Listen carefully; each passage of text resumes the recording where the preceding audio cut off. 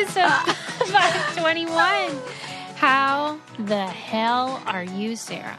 I am good. You know what I did right there that I usually don't do, but I'm like, you're going to do more of this.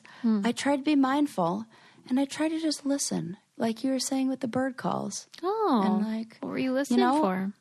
How your tone. My vibe. Usually I come in and I'm like, wow, my vibe, or whatever I'm doing. It's like, this time I was like, let's meet Susie where she is today. Thank you, Sarah. Here I am. Here I am. Did I say episode 521? Probably. Yeah. Whatever. Who cares? Yeah. Do you know how I know? How? Because I'm listening. So dumb. It sounds like I'm being like A whatever the word is. Like, oh God, is that it? No, like I'm being facetious or something like that. No, I'm like totally serious. Like we just, everyone. we gotta listen a little bit more. I'm trying to think if I have any Pressing news. Yeah, right. Like events. Yeah, me too. That have happened. Anything important? I feel like I had a whole bunch of stuff where I was like, oh, gotta tell Susie about this. Oh, gotta tell Susie about this. And then now, That's all right. What can you do? Yeah, that happens all the time. But you know what? It just sort of comes out as it's meant to. Yeah. Kind of like the Bumblebee story before. I'm like, oh, yeah. I mean, just talk about that. My mom is very curious about an update on the paranormal activity. I was just thinking about me that. about that all the time. Of course you were, because that's our thing. I was just thinking about how it's since I talked to Sally, I haven't had any weird things. You recognized, maybe that's all it needed to do. It was for you to recognize what it was. Just like some energy. Maybe. I don't know. There just hasn't been any bizarre. Yeah. My mom says there's an attachment to the furniture, to the stuff. That the ghost has. Yeah. That it's the stuff.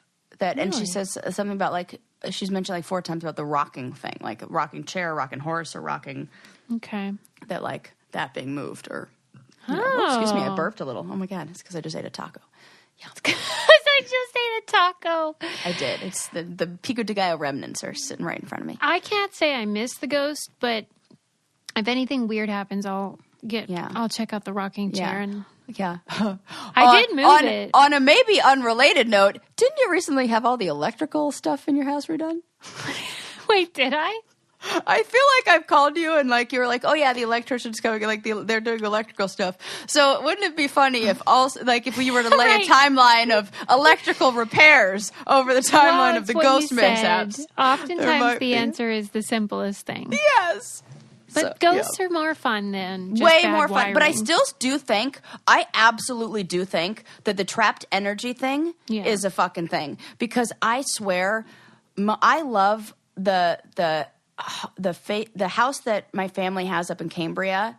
It's like our rental home that my grandfather built. It's beautiful, but I really do think there's some bad juju going on. Juju in there. Why? What happens? It brings out the most intense, it intensifies uncomfortable feelings, like sad feelings. I feel like if you are an anxious person, you'd be extra anxious in there. If you're self-critical, you're extra self-critical in there. If you're sad, you're extra sad there. Well, that doesn't sound very inviting. Don't put that on the Airbnb description. I will not. Yeah, but I'm cleaning it out. I've since cleaned it out. Well, I mean, I say since because I'm going to do it this weekend. So I'm going to go up there and I have a whole burning plan. Sage and stuff. Oh yeah. Oh Lord, she's getting her potions out. Getting the potions out. Shining up the old cauldron. Yeah. And you need you need helpers to come and helpers. Well, yeah, other people because I can't. I'm connected to it. How many witchy women does it take to cleanse a house? Just one more, I think. One more. Yeah. Okay. How many witchy women does there's got to be a joke in there. First, the house actually has to want to be cleansed or something like that. Well, keep us posted on that. I hope the energy shifts. I will. I think I'll be able to feel it. So, probably the first order of business. Yes. I read a wonderful article in the New Yorker, and the title was something like who gets to decide what food is disgusting, something like that. Oh. That's a good question. Yeah, I mean, that is something I've always wondered.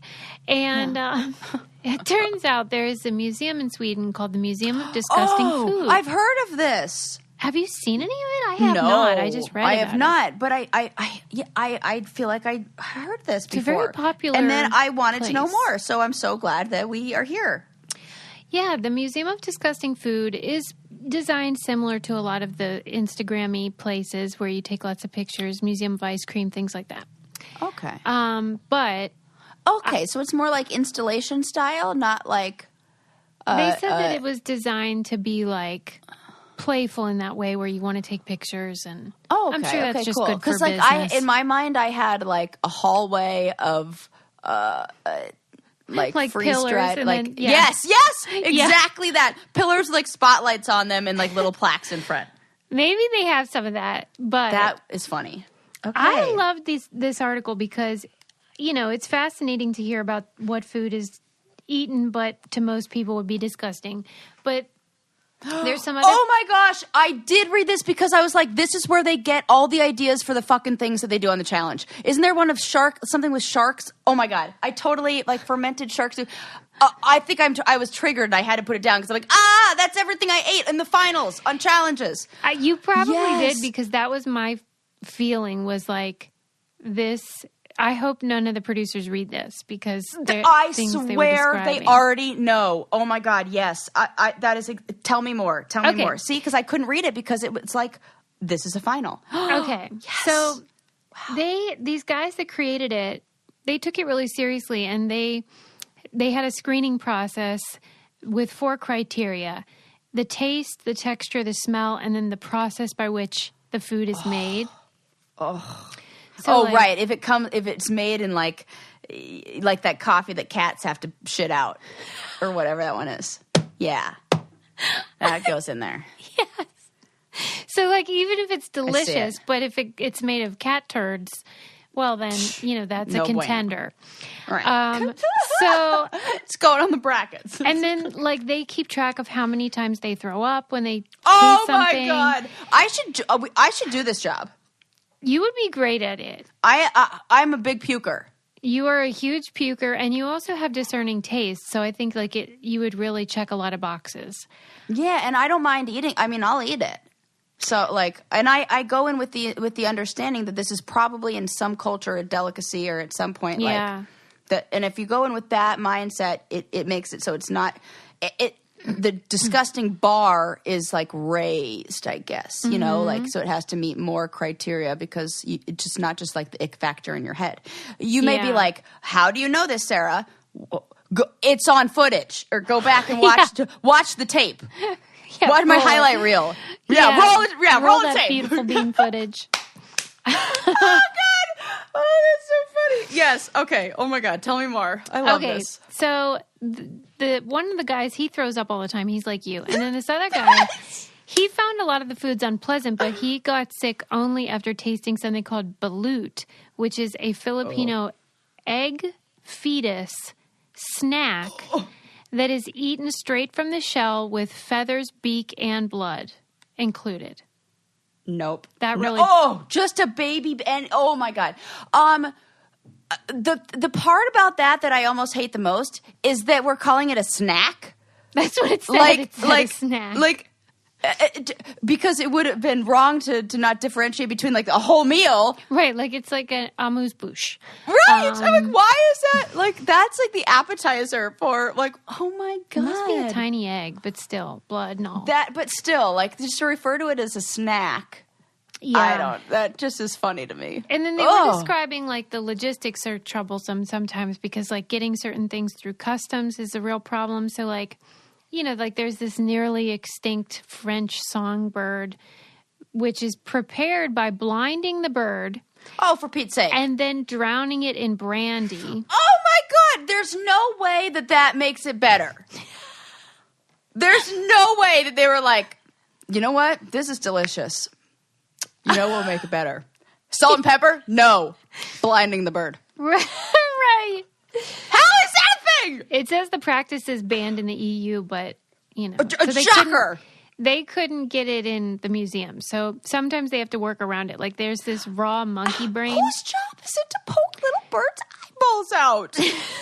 It was supposed. I can't. The raw monkey brain was supposedly served at Chinese imperial banquets, and instead they couldn't get it in the museum, so they represented it by a type of wooden table that they would have used to hold down the live monkey, while the top of its head was sliced open. Oh my god! And spooned out. That is and spooned out. It's the descriptors. Who's right? Oh my god! I'm ill. Well, that taco I just had. Right, I'm so sorry. Thank goodness I already ate it. Or else it'd be me and that guy. I'm just gross you out a little more, but then I'll get on to like the point of the whole thing. This is fantastic. I knew just enough about this article to make this really intriguing, and then you just blew my mind, similar to how the monkey's mind was blown open. Oh my god! And then scooped out. So I'm going to tell you more of the examples, and then like why I brought it up in the first place. But first, I'm going to tell you that if you are eating these things, you might want to get hydrated with liquid IV. Am I right? Boy, it's way better, actually. It's way better. And maybe the flavors, the yummy flavors, will drown out the disgusting food museum products.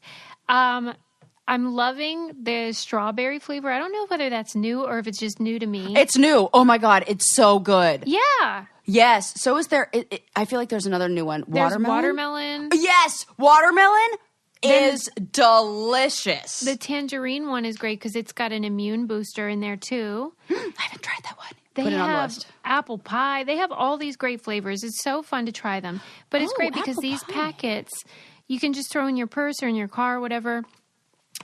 We use it for our night drink. So, when we go to bed, we bring one up with us and it helps us keep us hydrated because it hydrates you at 2 to 3 times water alone. So this is like efficient too. And if you think water is disgusting and like belongs in the Museum of Disgusting Things, we can fix that. Yeah, Liquid IV has the answer. Grab your Liquid IV in bulk nationwide at Costco, or you can get 25% off when you go to liquidiv.com and use our code CANDY at checkout. That's 25% off anything you order when you get better hydration today using promo code CANDY at liquidiv.com. Okay, Yes. So here's a couple other really gross things. Love it. There's a South Korean wine that demanded, and How dare you make my wine not good? I'm literally quoting, it demands fresh turds of children. No! Yeah. Are we sure turds doesn't translate to something else? I know it, TURDS. And it says the guy that runs the museum scooped up his 8-year-old daughter's poop. No. Now he just has a fermented fetish. it Then with gross, rice wine. And then that's in the museum. No! Oh, you mean to like recreate it? He used his own. Oh my God! Can you believe? Talk about dedication to your job. Then they say the grossest thing of all. It doesn't God. It doesn't actually sound that gross, but it's called surströmming, and it's it's fermented herring, and it's very This is the one that I popular. think they did. This is the one I think that they did on the challenge Really? because it was in like Iceland. Yeah. Yep. Nordic cultures love Yes, this is it. this herring. Or it's the one they did to us on the thing I had. Oh my fucking God! Yeah. The thing I swear fermented herring. Yeah. What I loved about the article, though, was it pointed God. out some of the complexities of this. Like, it's fun to talk about and get grossed out or whatever. But, like Sarah said, a lot of these are foods that in parts of the world are enjoyed and appreciated and provide nutrition. And so on one hand, it's introducing the visitors to new foods, but on the other, there's like this cosmopolitan sanitation process at work where we're like, ew, gross. And then like culture is not contextualized and Calling it disgusting and even giving it that label. yeah. Is and they asked absolutely. the guys, Oh yes. they Oh said, yes. why can't you use a different word like unusual or Yes. something? But they said it just doesn't have the same effect, and they're trying to make money. Oh my God. And Ew. It says every colonizer ever. True. Fucking A. I don't like that. Yeah, and so like, they're That's they're what the saying, oppressor says. I'm just trying to make money. Well, they're saying like we're trying to run a like business here, Yeah, that's exactly what. Okay. Mhm. and so Same with everything that where they've what is the word? Objectified a culture. Like in a way, like it's where everything is commodified. Yes. Yeah. It's commodifying somebody else's Right, culture too. It's like appropriation in a strange way of like, I'm going to put this on display that some other culture, without giving any background or like context to like how like, this was. A lot and of who times, knows? Maybe there's a whole story behind that now I'm mad. Well, a lot of times the things that can make you money are it's low hanging fruit. It's the stuff that's like the challenge. It's like reality TV. Because it's like, yes, you're introducing people to other cultures and their food, but then you're tracking how often you vomit. Like they have a sign up that says like 2 days since last vomit or whatever. You know what I mean? Yeah. And like what that does, like subliminally or like subconsciously to our idea of whatever culture like or part of the world or whatever eats that food, there's a connection made between like, oh, that is disgusting. Well, and it's hard to separate food, culture, people. The writer of the article is Asian. She's Chinese.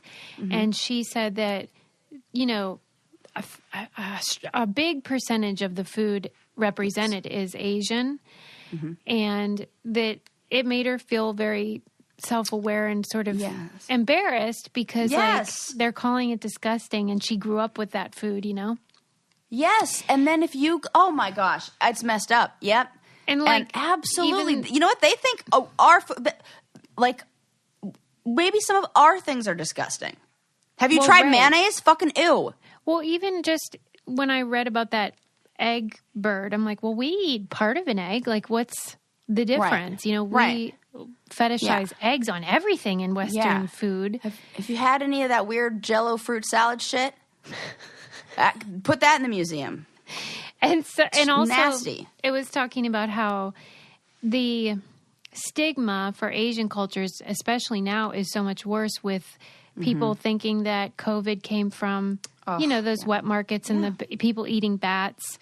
And so there's also that element of, you don't want this to encourage that way of thinking. It is low-hanging fruit. It is. Like, it's so interesting, and it is fun to talk about, like, can you believe they eat that and everything? But there are consequences to it. Yes, there really are. Yeah. It's important to be aware of what those are and take that into consideration, even just, like, in how just being aware of it. Yes. There's a way to present it and a way to talk about it that maybe, and but that wouldn't make as much money, Sarah. That's the thing. Oh, God. And that's, like, what are we talking dollar-wise? Like, that's what I think people have to, like, take in. Like, is it a difference? Because it's still going to draw attention. Like, okay, now if you switch the name, like, or whatevs, what are we talking a difference of? $1,000 a year? Is it worth it? Whatever, Are people not going to show up anymore because now it's called the Museum of Unusual like global tastes food. And something. Yeah, but like I think it would work harder in your advertising. It's do hard. more work. That's why academics are stereotypically so boring and whatever because there's nuance and there's context and it's drier than being like I ate this egg with a beak in it and I've puked. Suze, I swear this is why it can be hard to have certain conversations or hang out with like. Sometimes people who like hang out with different groups of people that want to talk about that stuff. That feeling of like, I don't really want to talk about, Well, I was telling Sarah before we started recording, whatever it is, that I had some people over the house and when they left, I had a nice time and everything, but I thought, okay, we're at different places in our life. Yeah, that. Yeah, where you think, well, I'd rather talk about ideas and stuff that matters and like brain candy stuff. And some people would prefer to talk about boring, weird. And that's fine. And we might be in different moods at different times. And that's totally fine too. We have to check in like, what's the mood I'm in right now? Yeah. The mood I'm in is making my bathroom like a spa thanks to Osea. Oh, yes. Love that. These products self-care are phenomenal. They are luxurious. They are rich. They are not greasy. Like they have these oils.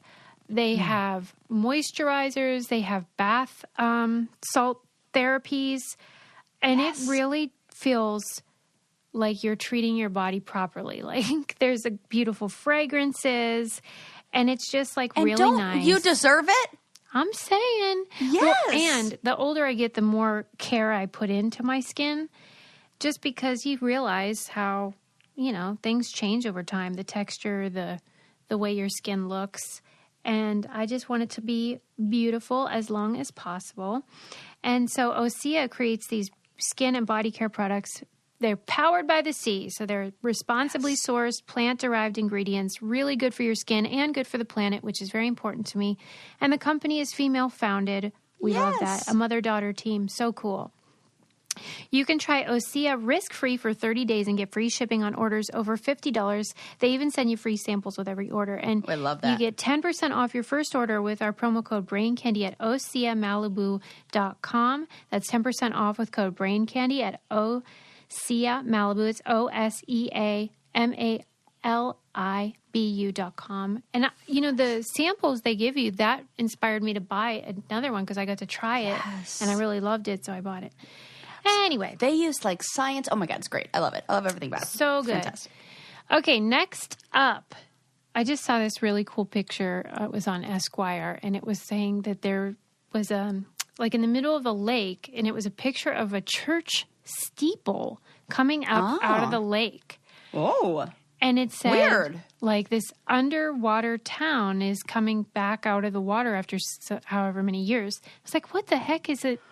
Is this Atlantis? Doing underwater. Right. Yeah. How to get underwater to begin with. It said that this place, Curon, C-U-R-O-N, it's like off of Italy, was once a village of hundreds of people before it was sacrificed in the name of energy. In 1950, it was intentionally flooded to create a lake. That kind of gives me the heebie-jeebies in a weird way. Why does Totally. it do that? Why does it do that? When you said intentionally flooded, it made me like, huh? Like, They what's were that? creating an artificial Terrifying. lake for hydroelectric plant. Of course, the residents were evacuated, but there was like 160 homes and obviously this church. And even now, like when the water's frozen over, visitors can walk straight across the ice to the church steeple and examine the old architecture. How weird is that? Are these the things I've seen in photos where they're like scuba divers that can go down on a park bench? There's like a park bench underwater. Oh, it's so weird. Yes, I've seen like photos of that before, but I never knew what it was really from. And that, are we doing that a lot? Like, I've never heard of that. Me either. And who decided? Could you imagine? Yeah, like the town Did you ever meeting? watch the? Oh my God! Hey guys, we got it. We got an idea. Good news, bad news. Good news. What? How do you feel about a lake? Right? Do you love Lakefront property. hydroelectricity as much as I do? Right. You know how you said you've always wanted waterfront property? Well, good news.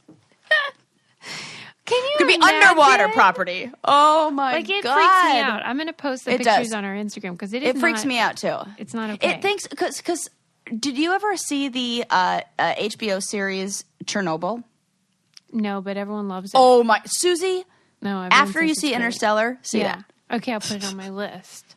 Well, but Also, I like that by it's the based way, on a true your story. husband sent me we were like emailing back and forth, and he made a reference to Interstellar that made me think that he has seen it. So if he saw it and you didn't, he like, You mean or maybe he it was like just knew some part of the plot or something?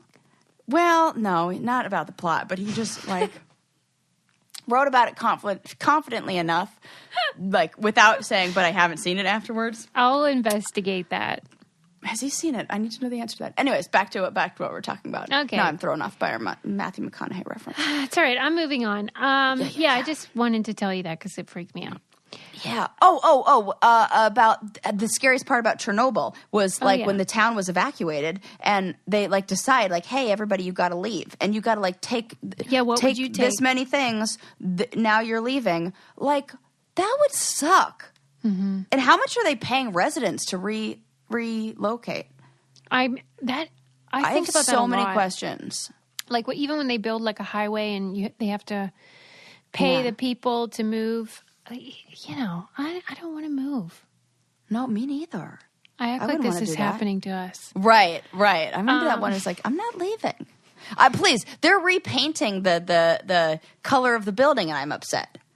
Are they? And I am not in any way an owner or I'm like, ugh, I don't like that color. I don't approve. And I have like feelings of regret, like I made a bad choice of the paint color. It's not even the inside of my house. It's the outside. Yeah, you what have is to that? just accept it. What is that? That's dumb. So yeah. Okay, now we're going to talk about resilience. Oh, I do love to talk about this.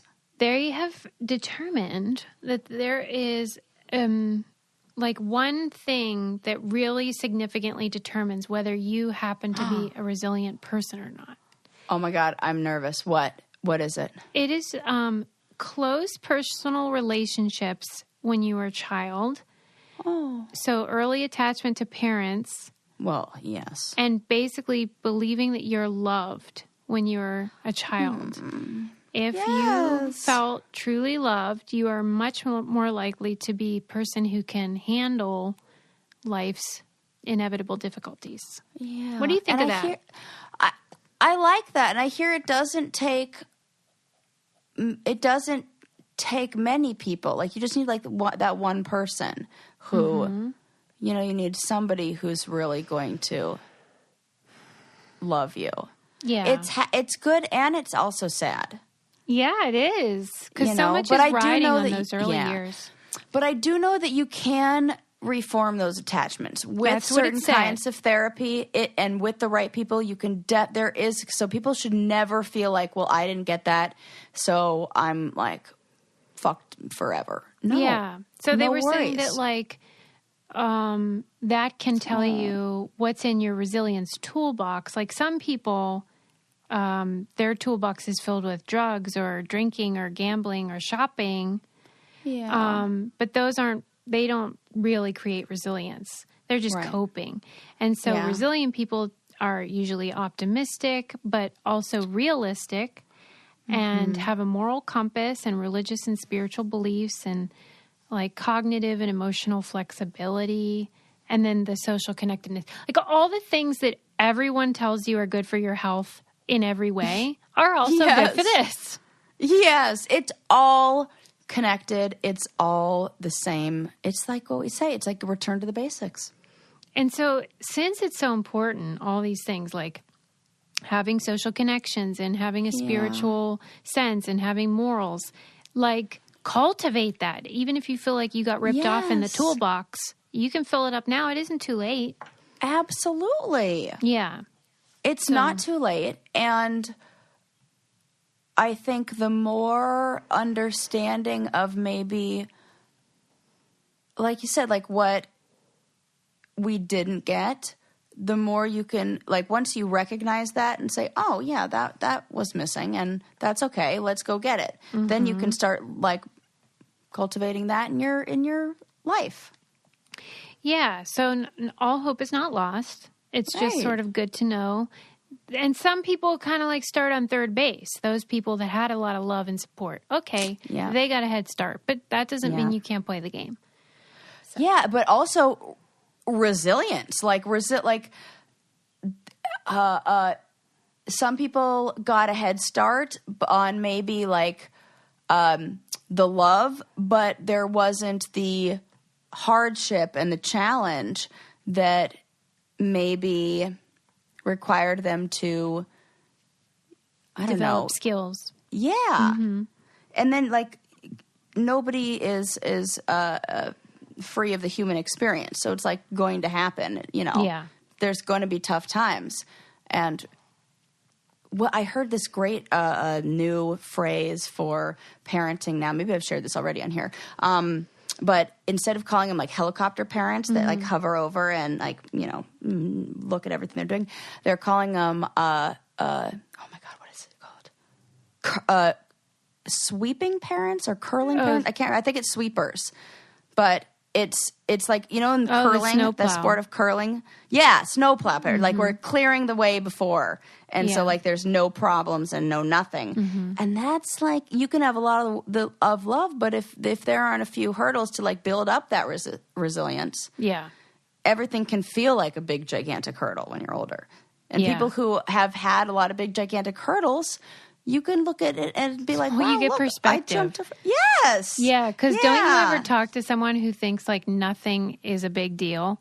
Like they think that a tiny thing is a huge thing, and you're just like, oh, girl, you have had a great life if you think this is a big deal. Yeah, and to them it is, because like the body doesn't know and the brain doesn't know, but it probably won't be the biggest deal you deal with. There will be bigger, Yeah. Nobody is immune. Nobody is.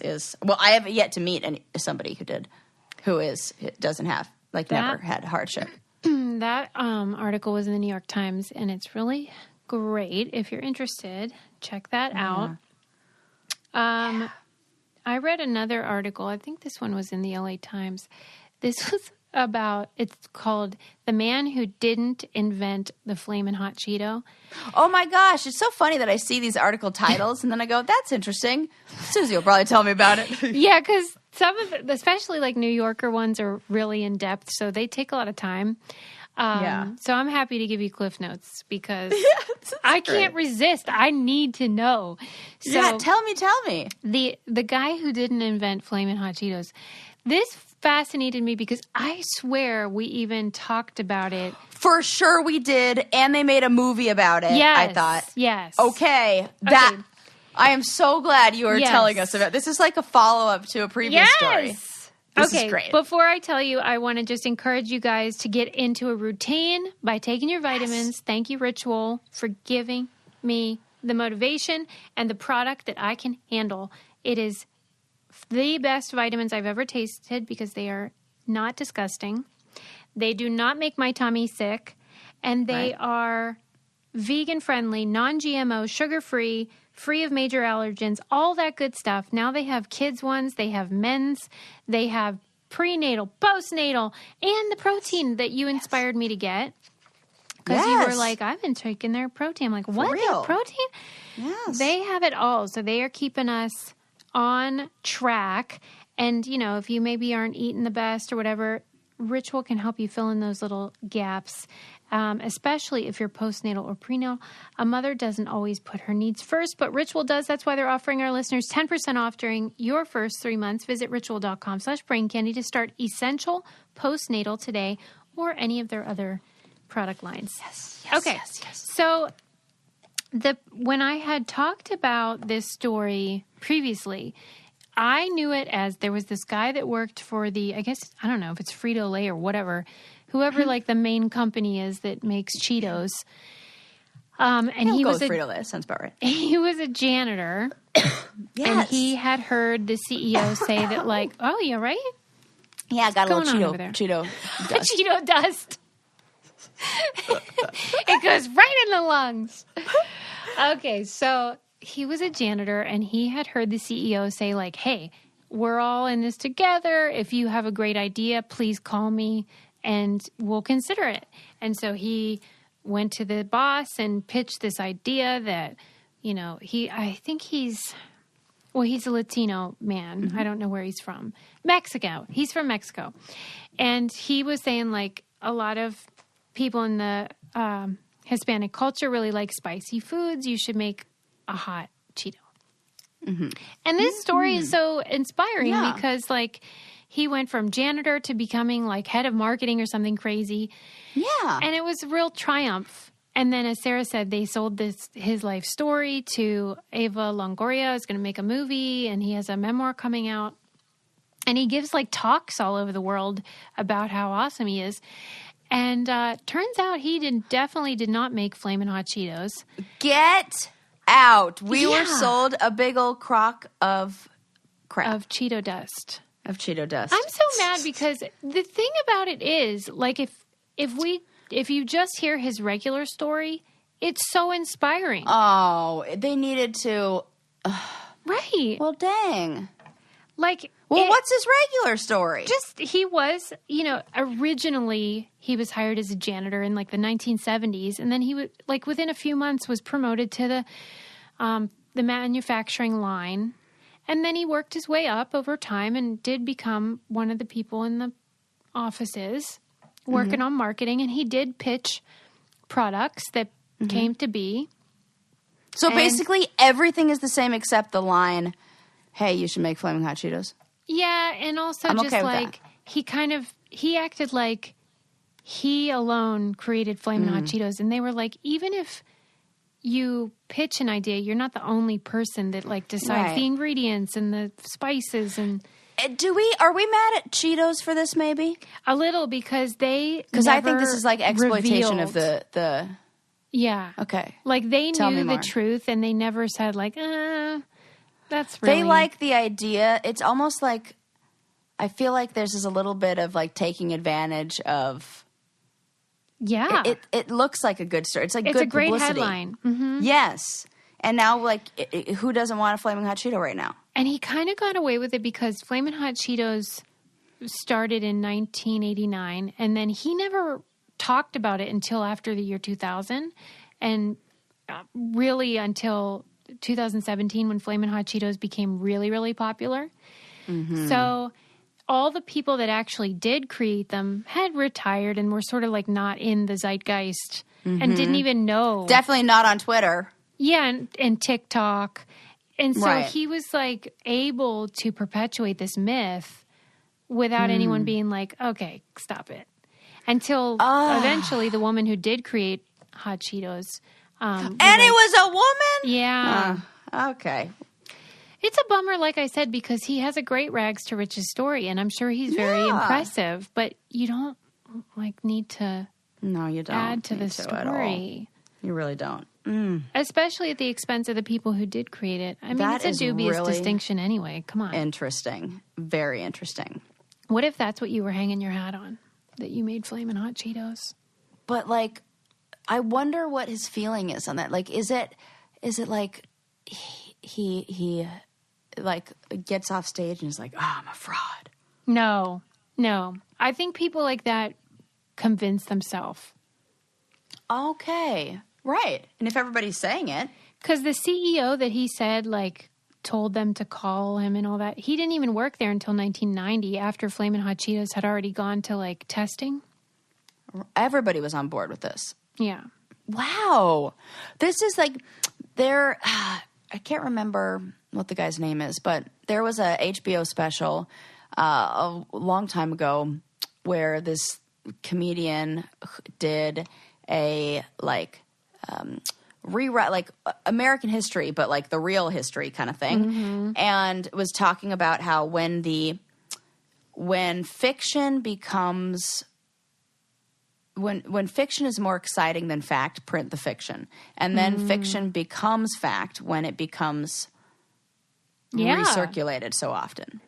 Yeah, and in so the article frequently. it even said that when they would try to fact check certain things, the people at the company would just be like, listen, it's been a long time and this myth has been around. It's hard to know like what actually did happen. But they were Yeah. able to find receipts and stuff, so... he definitely did not make Flamin' Hot Cheetos, but he did lots of cool stuff. So just be that guy. Yeah, it's interesting. Oh, kind of a letdown. It's like you want that. I guess you're right. Both stories are good stories. Well, and I just love that we're so desperate for these sort of like feel good stories, though, about oh my God, that's whatever. the truth. That we'll just okay. He made them. He's an immigrant. He You're was a so janitor. right. That's it. The end. You know. That feels good to us. Yeah. It's all those they're like, yeah, that looks good. Apple Day keeps the doctor away. Yeah, that sounds great. I'm like when nobody like questions like, oh no, just the story sounds good. Keep believing it. I read an article. Let's see, where was this one? The Guardian. This was about why architecture is designed for 6 feet tall men. Oh my God, for sure. Yeah. There's this guy, Le Corbusier, who developed this proportional system, quote unquote, in the 1940s. And he had in mind, he had in mind a handsome British policeman. This was his vision. Oh my God, there isn't anything we would want less to be. Right? The only thing that's going from is British. So he I guess wanted handsome to and- shape the entire post-war world and then basically started dictating everything from the height of a door handle to the scale of a staircase. And it was all to make it for the 6 foot tall ideal man. And then all these ladies were like, no. So then these women got together and they created this group called the Matrix Feminist Design Cooperative. Well, I love that they are getting together. We're like, we got to fix this. Yeah, because they were saying like architecture didn't even consider the needs of women at the time. Like the kitchens were super small. And like the nursery or like the kids' room wouldn't even be within the line of sight of where. Oh my God. Stuff like that. And so the cooperative decided to like consult with women. And I swear the last apartment I was in, 100% designed by a man because none of the things function in the way that you would need them if you were a woman and maybe the one doing most of those jobs, whatever it would be. Like, and you just design over function. If you don't talk to the people that are using it besides men, then you wouldn't know. If you just don't care about that. So the bedroom in Sight is a really good one. Really good example. Yeah, but what else was on there? They just were saying that there was no consideration for the ways in which women were using a home in comparison to men. And I'm sure it wasn't limited to homes, but that was the example they used. Oh, I feel like I've heard this about parks before and like cars, how cars are designed. Like, for sure. Well, you see it with medicines, too, how they just don't test them on women. So they're like, yeah, we don't know what'll happen if you're on your period or whatever. The test dummies? Yeah, we did that. Oh, my God. So just assume everything you used, you're used to it, so you might not even notice. I remember, like, those moments where, like, I rarely wear heels, especially now. And I like, would put on a pair of heels, and then you go to, like, sit on a toilet. And I'm like, wow, this is easy. Yeah. Like, my feet actually touch the ground. Like, I'm not even that short. But it's weird that it's like a very different experience when you have heels on and you use a toilet. Yeah, you're, like, at a traditional male height. It's funny. God damn it. Yes, for sure. I'm probably 6 feet. Yeah, well, no. They don't have 7 inches, for goodness sake, Sarah. Okay. No, that's all. Next up, I did read an awesome article in the New York Times about a nun. She's our age. She's my age. She's 40. And she wanted to encourage people. She's, like, real badass and into, like... We love she's that. Like a punk rock nun. And, punk rock nun. I love it. Yeah. And she wanted people to... really remember the practice of memento mori, which is remember your death. Yes. And she says people will often say, oh, it's too morbid. Why do you want to focus on that? And she obviously believes that if you are aware of your immortality in like a daily way, that you will have a better sense of your priorities. You will have a sense of urgency about your lifespan and your behaviors, and that our collective, like, what do they call it? Death narrative. Yeah. And how we negative death narrative. Yeah. Yeah. And we think, oh, it's just bad. We don't want to talk about it. We don't want to engage with that concept. It's a disservice to our lives. And it was so good. Yeah, I love that somebody is saying that from a religious place, like from a religious perspective, like, because where else we heard this is, or something similar, is how people who are like goth are doing better in the pandemic, or doing better with the idea of a bunch of people passing away, because, which is so sad, but the idea of kind of embracing that death narrative. And it helps you cope with grief, with loss, with all that. So I love that. And so you usually hear it from, like, maybe like a goth person might not be the best, I don't know, source of info if you're somebody who's like maybe religious. But when you hear it from a nun who's like, oh yeah, actually listen to those goth people. Well, and she was saying that like She used to be an atheist, and she got involved, I think it was in the animal activist community, and they believe that there is no species hierarchy, that we're all equal, and that you can't see humans as better or more deserving of care. And she really wasn't into that idea and felt like there was something inherently special about humans, that she connected to the idea of the soul. And so that's why she became religious and ultimately a nun, and why she wants you like kind of to remember your soul and remember that it's finite and probably the end of the story when you die. So make it worth it now. Yes. You know, I saw this was Reverend Michael Beckwith, who's the Reverend pastor, I guess, at the Agape Church. It's like a spiritual center in Los Angeles. And he's like the one who wrote, or was part of, not wrote, but was in, he was on Oprah a whole bunch, and he was in that movie, The Secret, stuff like that. And he was saying how we need to do more. Like there's this idea of like, oh, I just need to be a good person.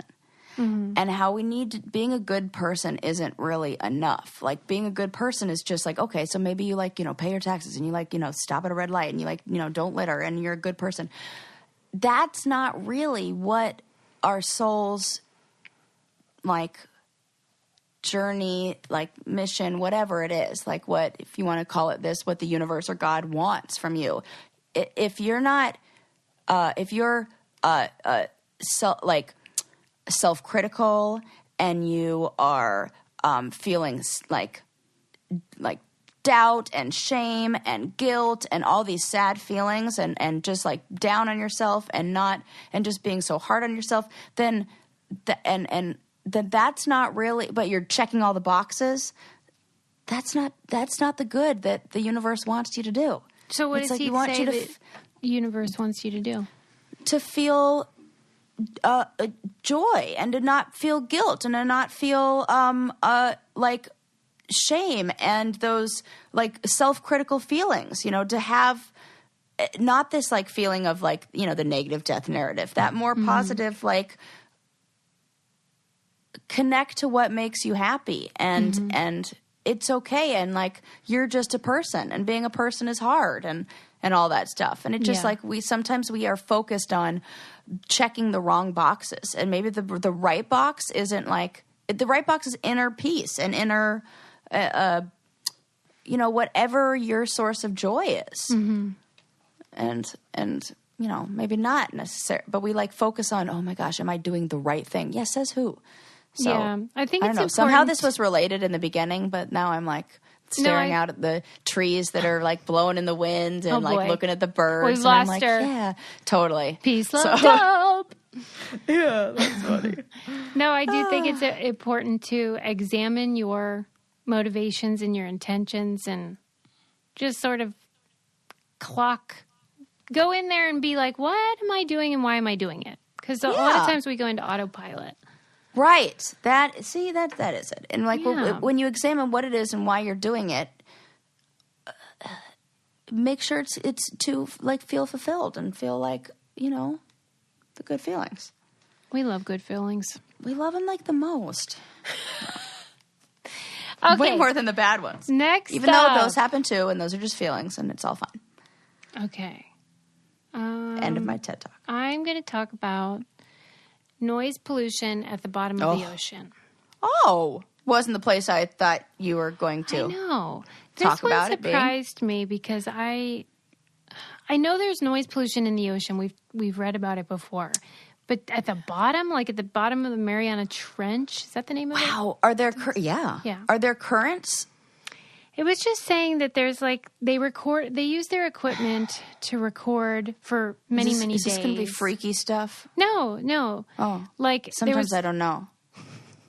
Underwater sounds, we have not explored a lot of that, and mysterious sounds coming from the ocean kind of is freaky to me. No, it wasn't mysterious. It was just sort of like more than they thought. They thought that it was so deep down that the sound wouldn't be able to get all the way there. And so they were surprised at how noisy it was, and they heard the rumbling. It's water. They should know this. Water amplifies sound.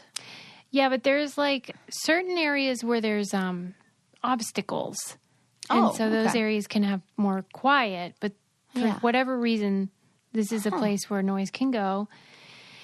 And they could hear the rumble of earthquakes and the chatter of whales and, like, of course, boat propellers. And they were saying how it's like these, you know, all the shipping stuff. Yeah, how loud is that?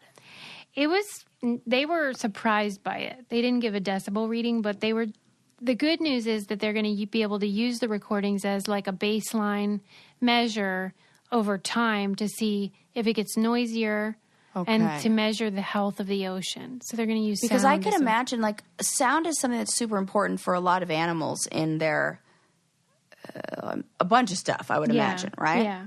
Now you add this outside element that are variable that is like, you know, man-made and this really loud noises. Maybe those are affecting migration patterns. Maybe they're affecting the ears of these poor little marine animals. Well, and if you once had tons of whale chatter and then in 10 years you don't, that can help you see whether the whales are in trouble or not, you know? Yeah. Mm-hmm. What if they're like calling out for each other and they can't hear it because of the boat noises? Well, that was something we talked about before. That is an actual real problem. I don't like this. They're trying to get mates and then these boats come through and totally cock block them. Oh my God. I hope Squats and Slices makes a meme out of that. I love when some of the times I'm like, oh my God, we're hilarious out of context. Yeah, usually I'm appalled at my own. It's great. I love every single one. But you know what? Yes, I gotta like set you up for funny shit. Okay. Man, sounds at the bottom of the ocean, huh? Let me think. I might have one more. That trench is so much deeper than we think it is. Remember when you sent me that little scroll through? If that still exists, people Google that. It's like, how deep is the ocean? Fun. Scroll. Yeah, like scroll to the bottom of the ocean. It's insane. Yeah, that how really deep was. you're like. Set aside 10 minutes because you're going to be scrolling for a fucking while. It's so much deeper than you think. The ocean is so much deeper than we think it is. Yeah, and you can see on that chart my God, I'm freaked out thinking about it. Yeah. Makes my toes curl. What the fuck is down there? Weird stuff that we don't even know about. I mean, this might be a bad time to do it, but we kind of do need to wind down. Oh, okay. That's better. Be Sarah was just revving up. I know. No, it's better that I don't. I need to like not think about that. I have. You reminded me earlier that we do need to encourage people to get their It's Hard Being a Person merch. Yes. Oh my gosh. Yeah. Show how you're resilient. Mm-hmm. We're all in this together. We're all in the same boat in the Mariana Trench. And I was just going to say and it helps us so much when you use our codes or you get our merch or join our Patreon. Yes. Those are all things that we are so thankful for. I've been on a real kick on using our own codes for things because I've just needed a restock. That's the thing. Yeah. Sometimes you got to stock up. And I'm like, oh yeah, I need more of that. I love it. It's great. Today we learned about disgusting food and why we probably shouldn't call it that. Yep, shouldn't call it disgusting food. Yeah, man, learned about resilience. Learned about how having somebody who loves you really helps. But don't worry because you can build some of that as an adult as well with some good, healthy relationships. We learned that there's an underwater church that is totally freaking me out. Oh, my God, yeah. I forgot. And that they freaking drowned an entire city. We're not getting revved up. We're calming down. We learned about a Cheetos scam. Yes. I mean, come on, man. Just tell us the truth that we like it. Like, it's we just love snacks as much as the next guy, but you can't lie about them. Right. It's rude. Architecture equals patriarchy. We learned that. As most things do. What's new? And we learned about a nun who is fine with you dying. Likes death. Likes death. She says she gets a lot of skulls. People give her skulls. Oh, that's cool. She's, I feel like there was a saint who was like there's like, you know how they always have like there's things that represent them? There's like a saint of death, and she's probably like, she's like the goth nun. I'm into this. She'd probably accompany you to Cambria to D Sage or whatever the hell. Yes. Oh my God, she would be great for that. For sure. That'd be awesome. Get her on the phone. Really, we just want you to tell a friend and keep listening and subscribe, and it helps us so much, and we're so grateful. We love you guys. We love you. And we'll see you next time. Bye.